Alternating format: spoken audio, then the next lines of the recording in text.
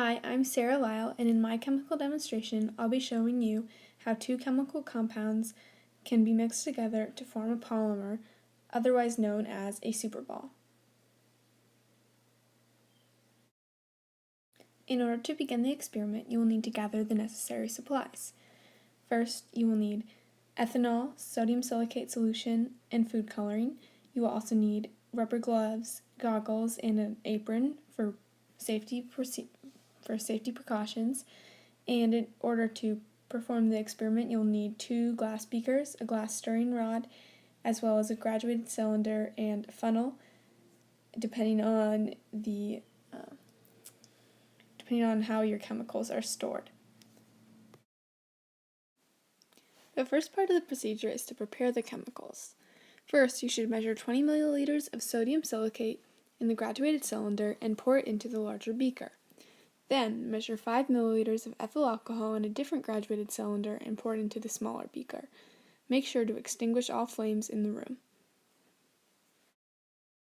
Here I am doing the procedure as described.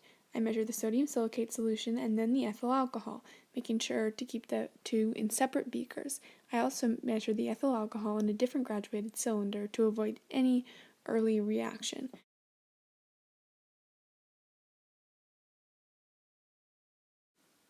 In the second part of the procedure, you will begin to mix the materials to make the ball.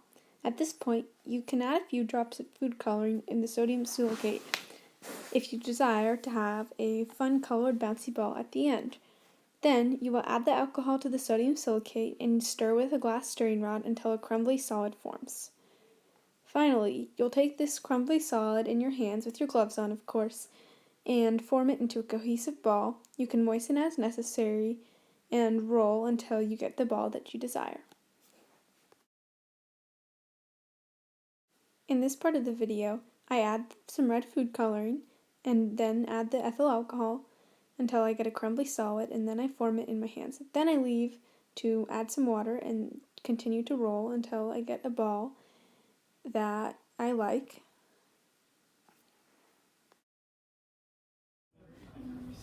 Finally, I have the finished product, a bouncy ball. It has a pretty good bounce, and it is demonstrating what you can do with two solutions to make a polymer that is bouncy. After watching the demonstration, you may be wondering how this was possible. First, you need to understand the properties of silicon. Silicon and carbon bond very similarly because they are in the same group of the periodic table. Additionally, sodium silicate is composed of sodium ions paired with silicate ions.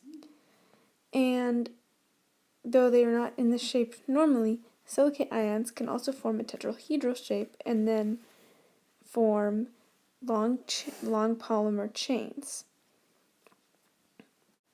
Once you add the ethyl alcohol to the sodium silicate solution, the silicate ions begin to cross-link to form the long chains described earlier, and 2 ethyl groups, represented here as R, replace 2 oxygens for every silicon.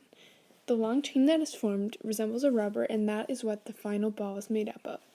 And water is formed as another product of this reaction, so that's kind of why the ball is moist, and that water also helps the ball stick together. In summary, here's an equation demonstrating the reaction. On the left, you can see the silicate chain and the ethanol. On the right, the products, you can see the silicate and ethanol chain that can cross-link to form polymers, and the byproduct, water.